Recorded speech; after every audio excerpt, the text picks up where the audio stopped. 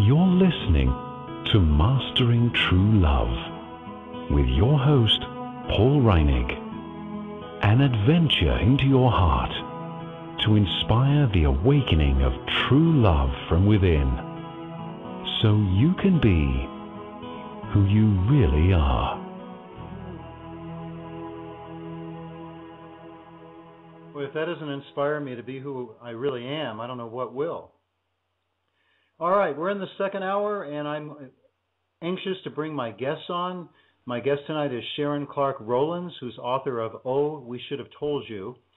After spending years of parenting and teaching school and working in sales and also marketing jobs, as well as in the pursuit of personal growth and metaphysical studies and practices, Sharon experienced two different sales clerks saying to her 2 days in a row, "Oh, we should have told you."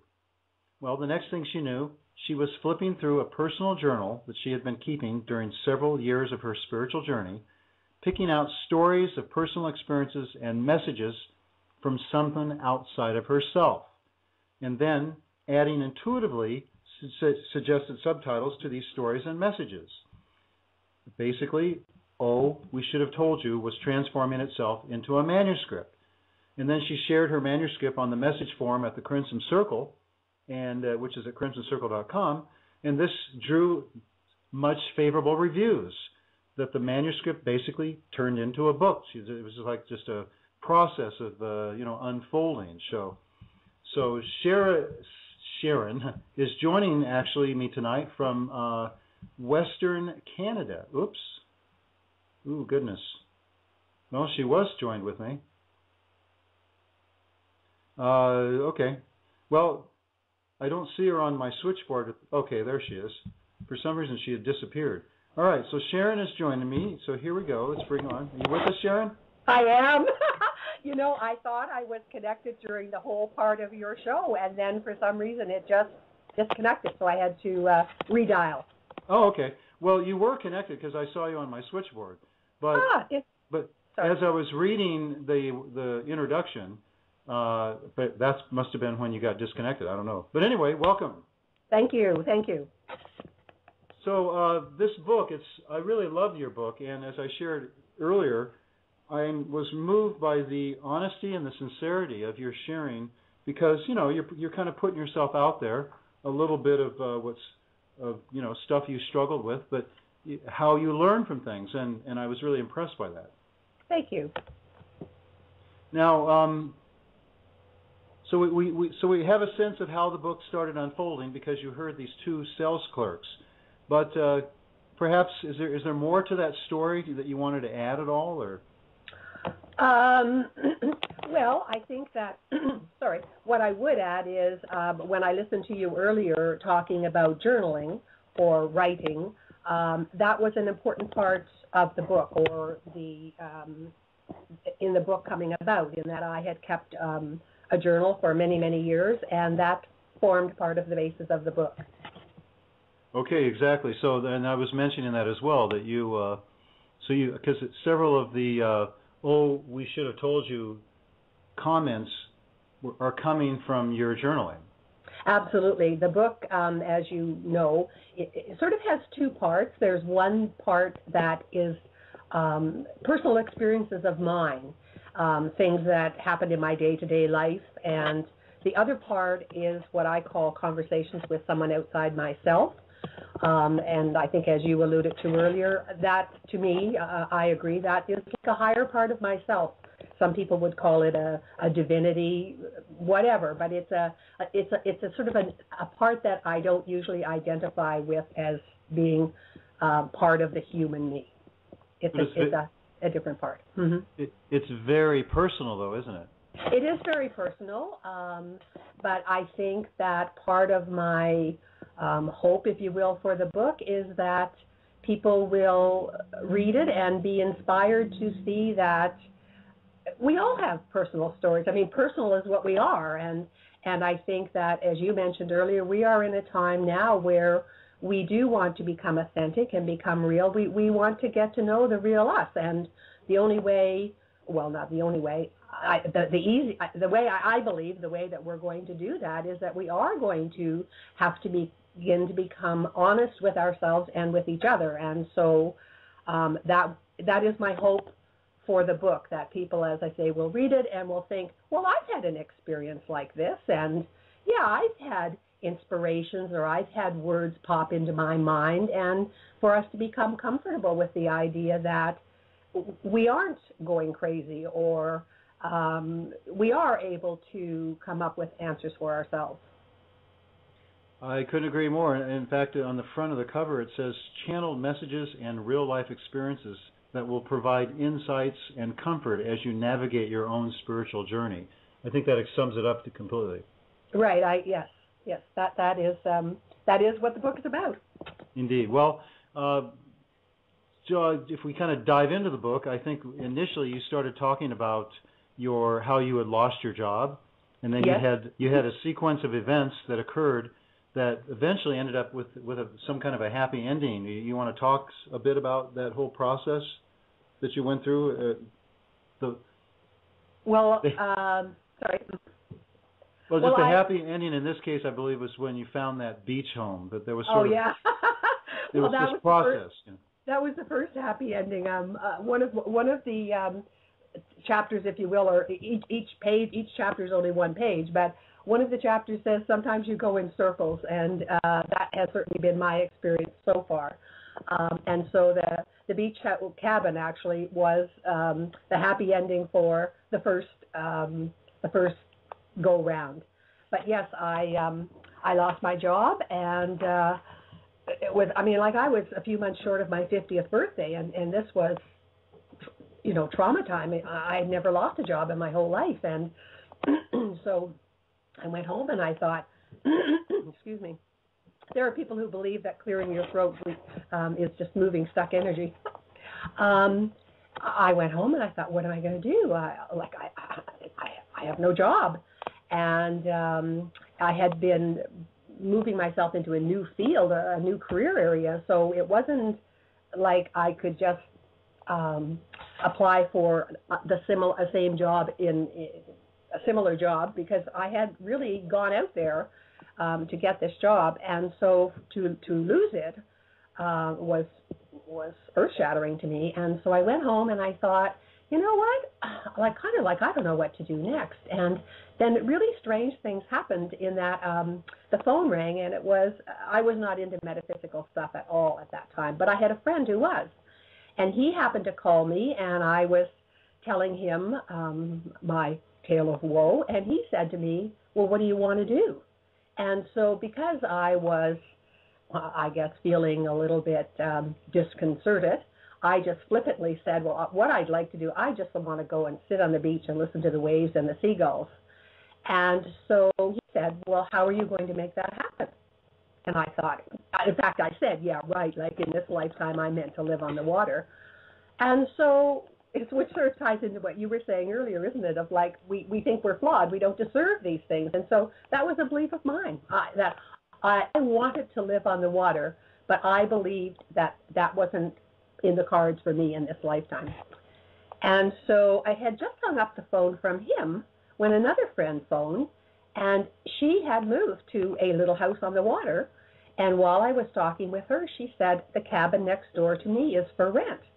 And it was like, that really, I get goosebumps even now thinking about it, because I thought, whoa, like, what's going on here? Like, what's happening? Like, this guy has me admit or get in touch with the fact that that's what I want, is to live on the beach. And here I am 15 minutes later, this other friend is saying, I know a cabin on the beach. Like, it was almost like things were moving too fast. But you're right, I did end up in the cabin on the beach.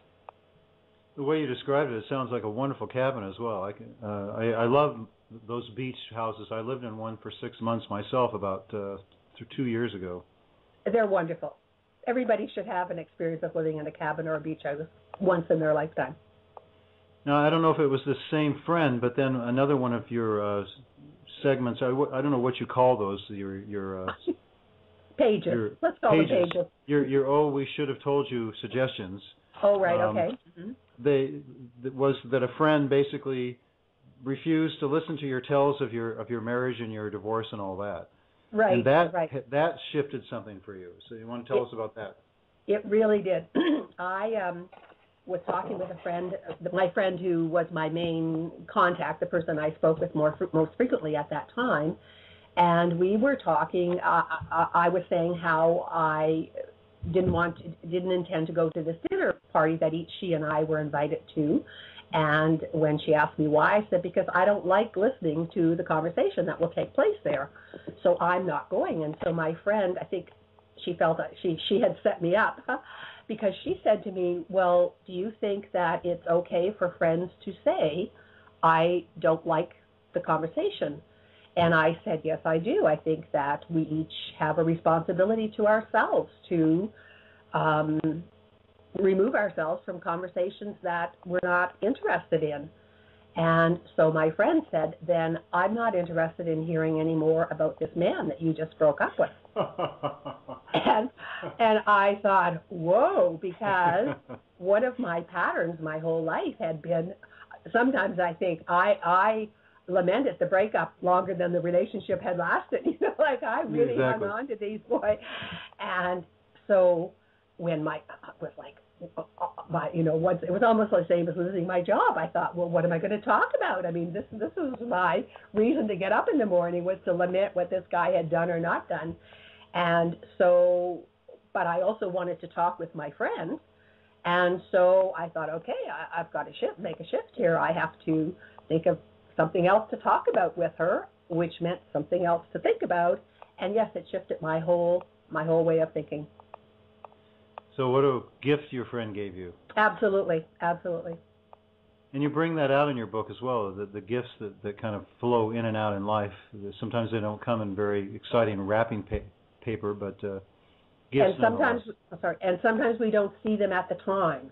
Yes, that's true too. Yes. I was lucky with that friend. I did see it at the time, and well, it was a necessity. I did have to change, or she wasn't going to talk to me. Now, I wanted to ask before we move along here as to whether you wanted to wait to some point in time to take calls, or if I should just open the lines up, and if we get a call, we just sort of stop and take the call. Sure. And see what. Sure. You're open to that? Well, I'm open to that. Okay, so for anyone listening right now, go ahead. You can see on the screen there. Or if you don't have the computer in front of you, the number is 323-375-3275.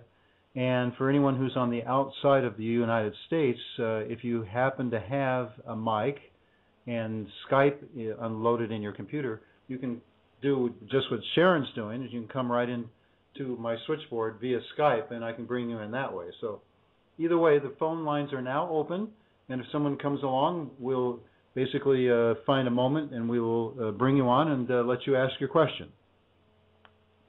So other of these sayings that they're just wonderful little, delightful little sayings, I noticed that you had written some poetry in there, and I was really touched by all of those poems, actually, even though some of them are very different from others.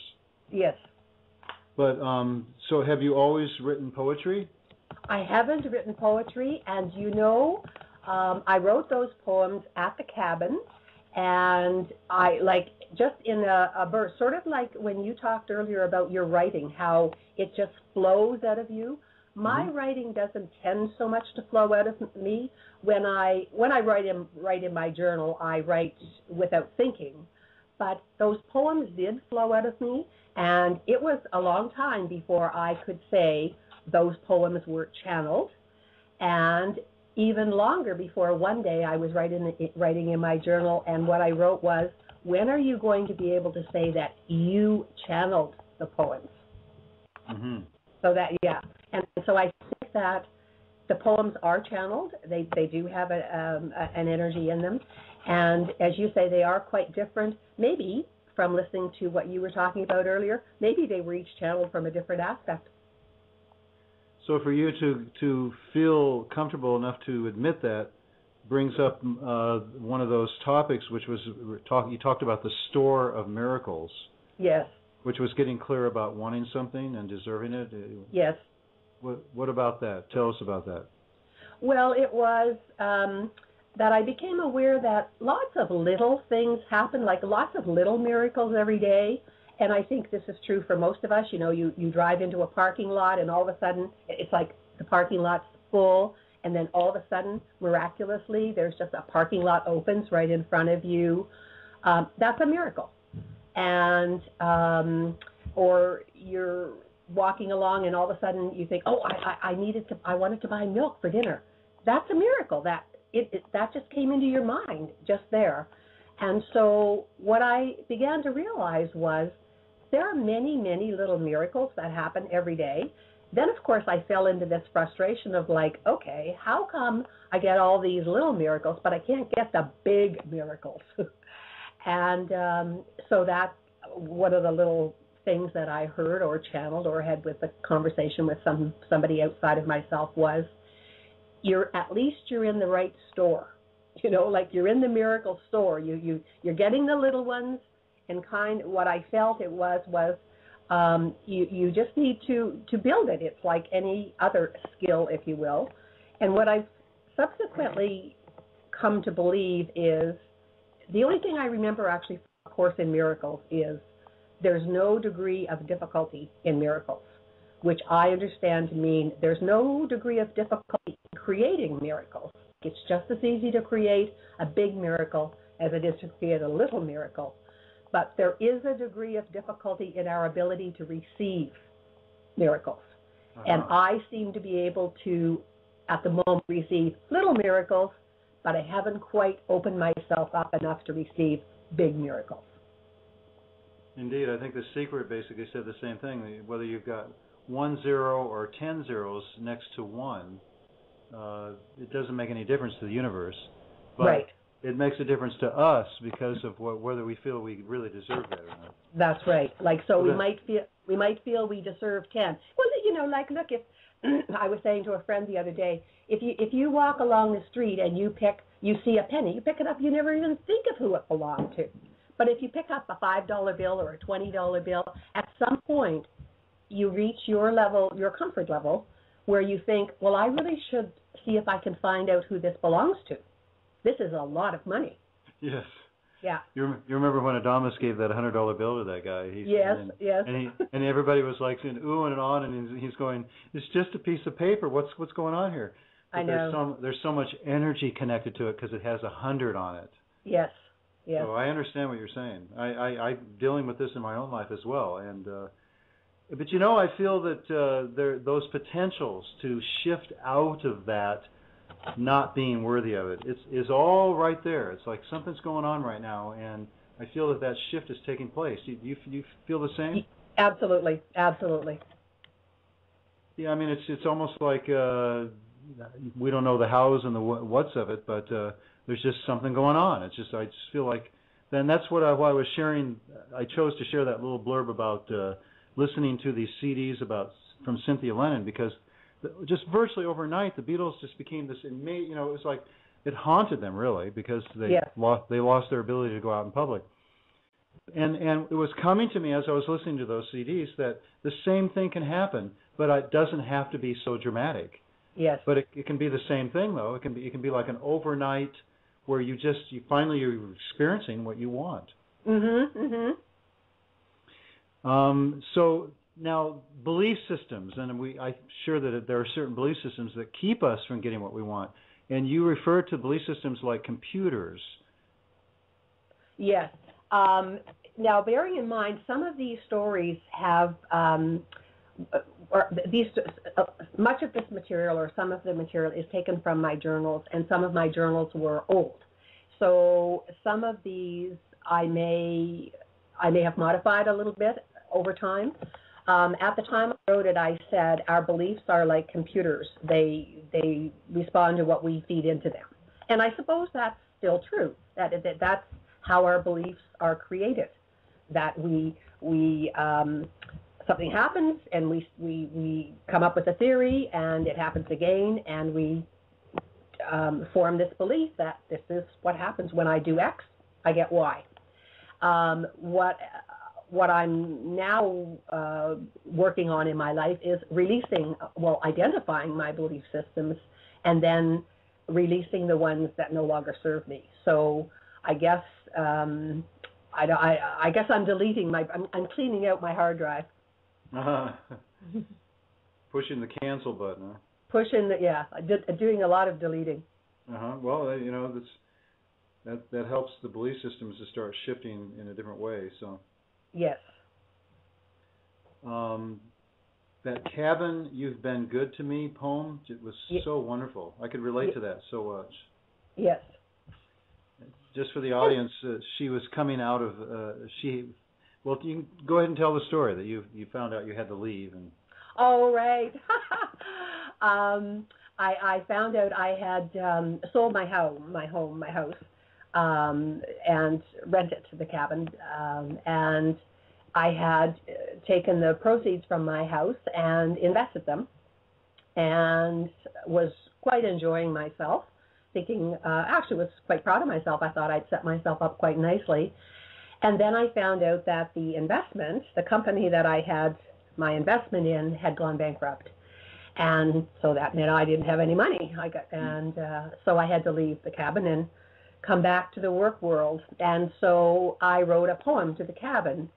And it's interesting because it's the only building I've ever written a poem to. And actually, I've not written very many poems. But the concept of that, it really hits me again in that it's showing appreciation. It would be good for us to learn to write poems to buildings or automobiles or things that have been meaningful to us, or at least, I don't know, a little thank you card or something. So yes, that poem is valuable to me.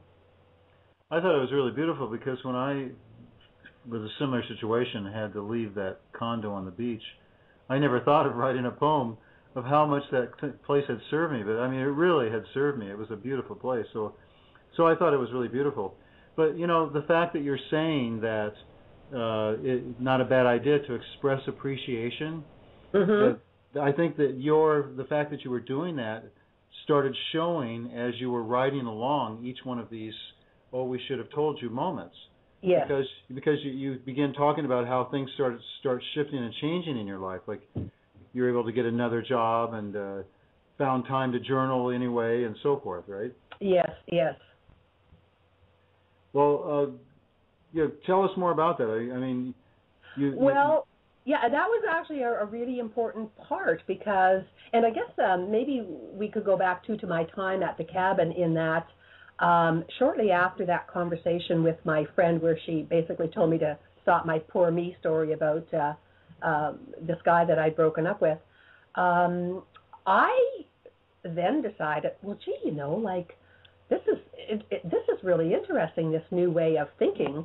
And so I started then, I dived into self-help books, and I read quite possibly every self-help book that's ever been written, because it's not something I had done up until that time. And I remember that a key turning point for me in reading the self-help books was when I stopped reading, looking for the ways in which it explained other people's behavior to me, and I started looking at how it explained my behavior. So that was the point at which I realized how outwardly focused I had always been. I think you talked about that earlier in your show. And that was huge for me to really start looking at me. And after I finished every self-help book that I could lay my hands on, then I gradually moved into spiritual books. And so then I became aware of some spiritual principles or some methods or rituals, whatever we want to call them, that people following a spiritual path have devised or used or suggest.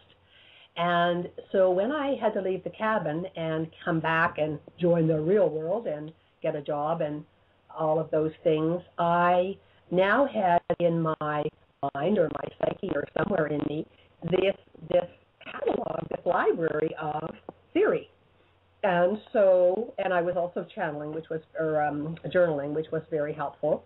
And so I would journal these questions of like, well, like I don't want a job. I don't want to go to work. I want to still sit in the morning and journal and chat with just have conversations with somebody outside of me, and like I don't want to give this up. And so one of the things I channeled one morning in my journaling was, this is a belief system you have that you can't have both. And I thought, oh. So I got a job, and within a very short time, I was able to arrange my schedule within that job so that I could go in at, I think, something like 11 in the morning instead of 9. And so there I had, in a very short time, I had set up the situation or the circumstances so that I could let go of that old belief system I had, that if you had a job, you couldn't have time to yourself, or I couldn't have time to myself to do my journaling and the spiritual things that I wanted to do. And then I recall there were other things that particular job brought for me, because I'm looking for them now for the examples, because they don't come to my mind at the moment. But I remember writing, there went another belief. Yes. Yeah, I highlighted that in the book, that particular. But, and you were also basically saying that that you don't have to keep forcing yourself to do things that you don't really want to do. Right. I just, when I was looking through the book for the beliefs, I came to the situation, the section sort of on the belief systems, and this one where what caught my eye was the one where I had at one point, because I stayed at this job that helped me learn so much about my belief systems. I actually did 2 cycles of it. I worked there for 3 years, and then I took a year off, and then I went back for, I think, 3 more years or something. And the first time that's the time I got my going in at 11 instead of 9 and that kind of thing. And when I was back there the second time, I was once again trying to get back to these wonderful circumstances. And a very, very interesting belief that came up for me was, I said, the magnificent logistics of my reduced workload, which was lots of money in exchange for few hours of work, was wonderful, and it was temporary. And I said, I immediately began wondering how I could possibly continue to have such working conditions. I realized that I wasn't certain that I could imagine creating the same again. Why was that? Even my rational mind said, why wouldn't your thinking be that having done something once, you now have the template, so it would be easier to do it a second time? Why would one success not give me the confidence and lead me to believe that I could do it again? And so the question I asked myself, do I believe that there's only so much good fortune to go around and that I have had my share? That was a really big one for me. Mm-hmm. That's a big one for most humans, I think. Mm-hmm. But isn't that interesting? It's like, I've had my share. I can't ask for more. I can't, yeah. But now that we're becoming aware that we are creators, like I look at this belief, when I believed that there was only so much good fortune, I was believing that the fortune was coming from outside myself. Now that I know that I am the creator, that I create my reality, then I know that I can create it again. Well, this is what my angelic team told me in those channels through Gene Tinder, was that it doesn't matter whether it comes as a paycheck or money drops out of the sky. It's all coming from within you, from the source within you is actually creating that. Mm-hmm. That's a very intriguing concept, well, wait a second, the boss is actually giving me that check. I thought he's the one giving it to me. Right. But in fact, yeah. Now, there was another experience that you wrote about that I felt had a lot of wonderful things that you learned from, and that was your laundry room experience. Oh, yeah. That was neat. That was the chaos in the middle of confusion. Yeah.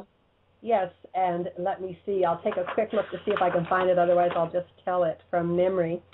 I was living in an apartment building, and I went down to the laundry room to do a load of laundry. And in the laundry room, there was 2 washers and 2 dryers, as I recall.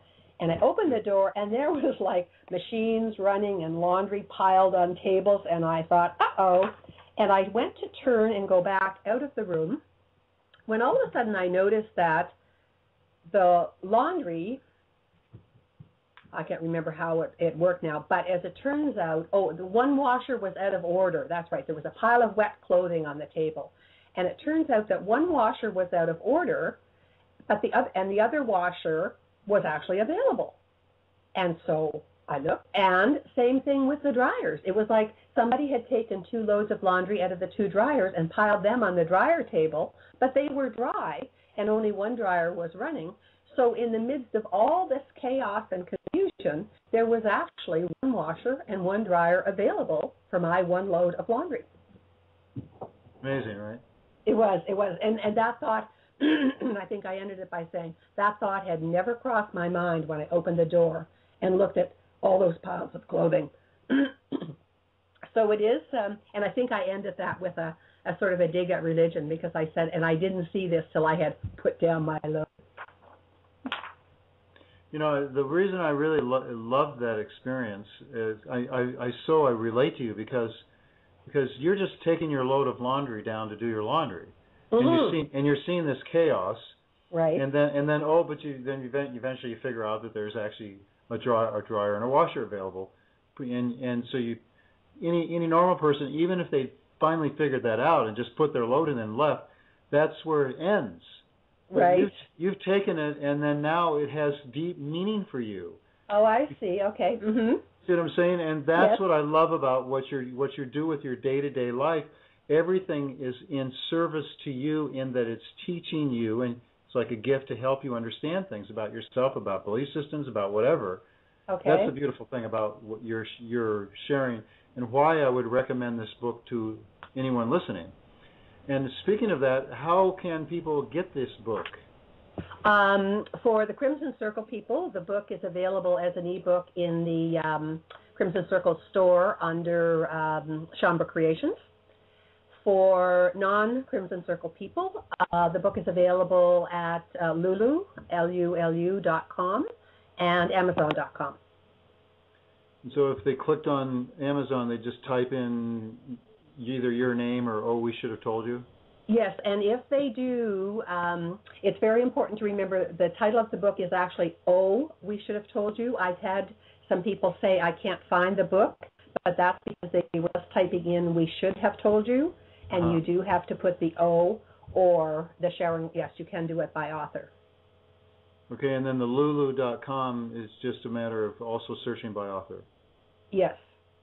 Okay. Great, and if you remind me, or if you can share that again at the end. Okay. And for anyone listening, please call in, ask a question. I'm talking tonight with Sharon Clark Rowlands, author of "Oh, We Should Have Told You," a delightful little book full of little tidbits of sorts of experiences that she's had with things that she learned, and the way it's formatted is, perhaps we should have told you this before you came down and took that physical body. I maybe. think that, sorry. Yeah, explain. Maybe you can clarify even more about how you see that. Well, yes, I will, and I was also going to say you gave me a perfect opening to talk about the cover of the book, because the cover is, "Oh, we should have told you." We put a little angel on it for just that reason, that to give the idea that it's like the angels, if you will, an angel saying, "Oh, we should have told you." It's kind of like one of those things like, "Oh, I forgot to tell you that the car needed gas." I forgot. Because the idea is these are not serious things in the book. These are everyday, light things that we all experience. And even the wisdom that's shared is very easy to understand. It's something that many people, I think, once they read the book, will realize that they too have really experience something similar, or certainly are very capable of experiencing something similar. And the little titles, as you were saying, they were just kind of, they popped in my mind. And I can't remember now what you had asked me to share that I got. Oh, I know. I wanted to say that the cover of the book was done by a friend of mine whose name is Dawn Anderson, and her website is opposablethumbpress.com. So for anybody who sees, I've had several comments on the cover, and so I just wanted to acknowledge that was done by Dawn Anderson of opposablethumbpress.com. And that information is on the inside of the book, on the copyright page. It is on the copyright page, yes. Which does, you're right, that shows up on the ebook as well as on the hardcover. Awesome. Yes. Well, by the way, there's 96 of these little, wordings in here, and so we will by no means cover even a small portion of them in this hour tonight. So that's why I would truly recommend to anyone. And another reason I would recommend this book is that if you don't journal, you don't have any particular habit at all of writing, and you don't have the awareness of the potential for your own inner voice to speak to you through writing, read this book, because it'll give you a sense of what can happen. It's not just happening for Sharon. It can happen for anyone. I wanted to say, too, part of what I feel, and readers have commented to me, part of the appeal of the book is the stories are short. And they're little, what I call standalone stories, even though there is sort of a little bit of a background thread of, yes, there's some time that I spent at the cabin, yes, there's some time that I spent at a job, but you don't need to, those are just kind of background things. And the little stories or the little journals or the little channels, you can read, like you can read it for 5 minutes. You can read it, read one and sit and have your morning coffee, or read one and while you're waiting at the dentist. They're just little things to read, and as I say, my hope is that people would then just read one and think about it and see how it applies to their life, and offer the insight and the comfort on this spiritual journey that we are all going through. And the people, some of us are just starting, some of us are a little bit further along, but we are all going through it. And I think it will help to make sense of some things that are happening in people's lives, and to see. And my most important thing, I think, is it's sort of like when you were talking about talking to your wall or singing in the shower, to realize that we are not alone. We are all doing this. We're all going through this. We're all learning to get our answers from within. And that we're not alone even if when you are alone, you're not alone. Right. That's what you meant, yeah. Mm-hmm. Mm-hmm. One of the poems in there you just sort of share, and from what I remember, at least what I've jotted down here, it's there, but there's not really any particular story around it. Let's see, that was the... I always thought there was another way. Oh, okay. Yes. And I was curious about what the circumstances were that brought you into writing that. As I said, all of these poems, and there's 4 poems. They were channeled. It was when I was at the cabin and I was reading all the self-help books and I guess getting to know myself. And I think this one was when I was looking at the stuff from my childhood, or really getting in touch with maybe that bit about how we always felt different and didn't fit in. Mm-hmm. And because I always thought I didn't do well at conforming.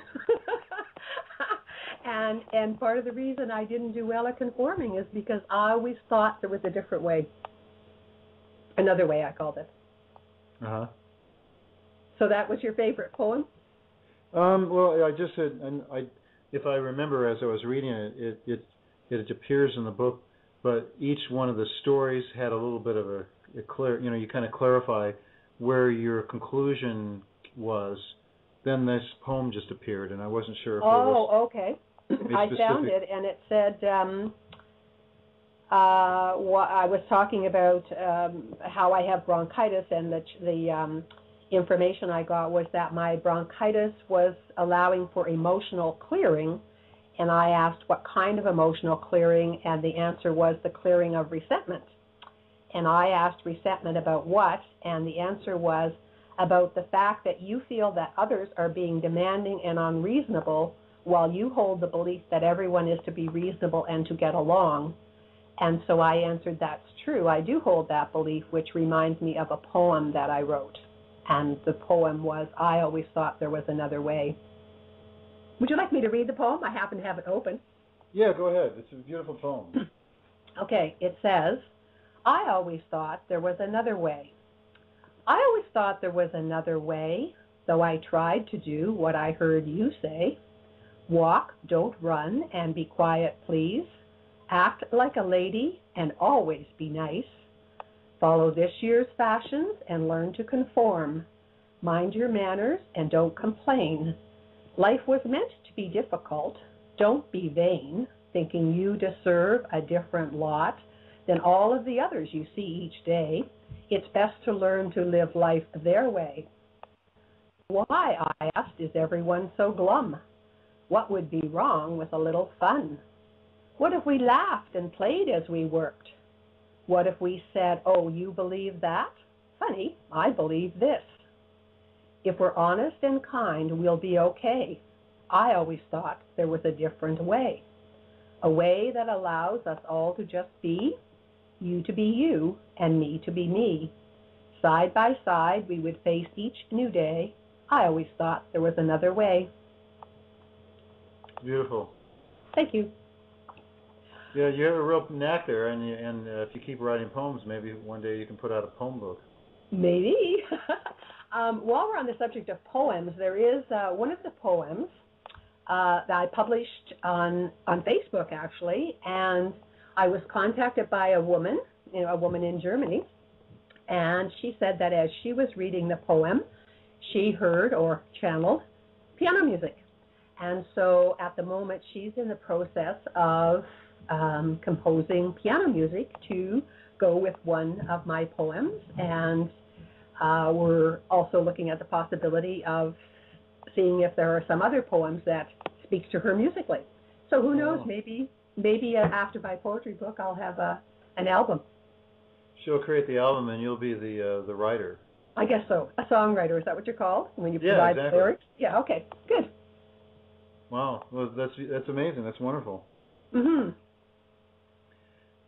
There was another experience that was particularly touching, and I think brought out a side of you that was, a little bit deeper, that I wanted to ask you to share more about too, and that was your experience with the computer defragging. Oh yes, I love that. And I should explain. I think when I went to the cabin, I was like computer illiterate, and even when I came back, I was a long time becoming familiar with the computer. Now, I did have a couple of jobs where I used the computer, but they were routed, if you know what I mean. Like, we only knew 3 buttons to push. Like I worked in real estate, and it was set up so that I pressed one button and it connected to the land titles office, and so it was restricted computer usage. And yet, what was interesting was 3 different times people gave me computers, and I still didn't hook them up. And so one time when I was journaling, I asked, what's going on with this? And the answer I got was that because I was just learning to channel, it was easier for them to give me the words, if you will, to have the words flow through my pen and my hands. And so that was why it was decided that I would be a long time setting up a computer at home. I was just looking for that story for the little, remember what it was called, Defragging the Computer. Yeah, you did. There aren't page numbers, so I don't know which one. Oh, you have one of those versions. You added pages? Well, that was a problem with. I do have. I have a hard. Oh, you have a hard copy. You have a print copy of the book, don't you? Mm-hmm. Oh, okay. Yours then was from the batch. Sorry, that the pages, the page numbers didn't appear. What's that one called? Well, anyway, it was just you were actually having a personal experience with this computer, which was yes, very... it was. Yeah, that's right. Oh, that's right. My computer had frozen, and I didn't know what that meant.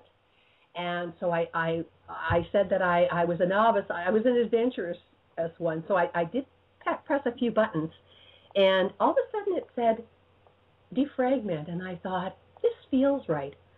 So I nervously clicked the button, and the whole screen filled with that defragmenting process, and you could see the little colors going along, little things going along.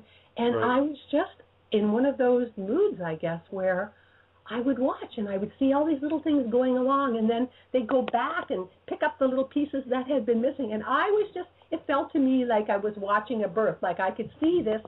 I was playing in my mind. I had this little game, but it was like, it was just magical to me to watch it. And in fact, I cried just to see all these what looked like little individual pieces. And then I think all the little color codes would match up. All the little greens would go and get the other little greens. And it was just, it was just a very tender moment for me.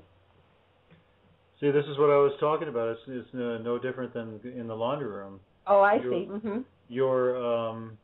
You're just looking at the computer, but it's all of a sudden taking you to another level of your life becomes, in essence, spiritual, regardless of what, this is what the divine melding with the human means to me. I just got that as you were sort of preparing the background for it there. That's true, isn't it? For us to be, and that's another thing that I realized is when I really got into this spirituality, and that was my big thing about the job, it was like I thought my spiritual life and my work life had to be separate. Exactly, exactly. That one would interfere with the other, and I think that's the big thing that we're getting to now is to meld the two. And as you say, whether it's the laundry room experience or the computer experience or the work experience or the family experience, it's all spiritual. Or eating or going to the bathroom. I mean, it's all... That's right. That's right. The human does what it does, but it's actually the divine having an experience. Yes. In the body. Yes. No matter what it is the body's doing. That's when you... anyway, you don't get me started, actually. Well, that's okay. But isn't that the good thing? The interactive play, right? That's where we're all going. To help each other remember. I mean, that's where the excitement builds when you say, I understand that. Yeah, well, just our interacting here on the show is that clarity is coming. Yes, for each of us, yes. Because it's just that's what it, and that's what I'm admiring about your writings is that you're basically expressing clearly in your writing that you're taking these what would be mundane things. And by the way, it's amazing that you, not knowing much about a computer, would have found your way into that to defragment it, because that's, in most people who don't know anything about computers would never understand what that means. Well, obviously I was meant to have the experience, right? Yes, exactly. I didn't learn about defragging until somebody actually showed me that's a way to clean out a lot of stuff in your computer. Right. But it was somebody had to actually take me aside and explain the whole thing to me. So. Right. Well, all of our experiences are slightly different. Now, another experience is this house lottery. That was my biggest learning experience, yes. Yes. By the way, before you tell us about it, we're actually, believe it or not, we're rapidly coming to the end. Oh, okay. Okay. We knew this would happen. Mm-hmm. There's only actually about 7 minutes left in the show, and literally it cuts off at that point. Okay.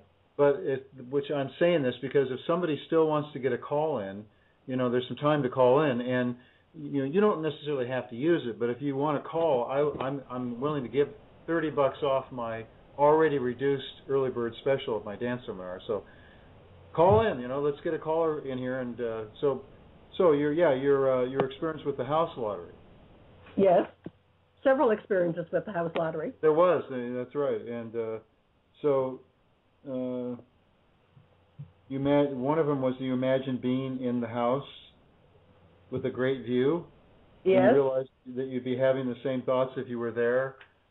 That was really big. Yeah, and that made me realize that I was, I guess, living in the future, or I certainly wasn't being in the now. I was telling myself that something outside of myself, like a house on the water, would change my life or change my outlook on life or something. But what I realized was whether I was sitting, I think at that time I was sitting in a little apartment somewhere, and what I realized was whether I was sitting in the apartment or whether I was sitting in that lottery house, I would still be having the same thoughts and feelings. Uh-huh. And that, is, for example, I've made vision boards before.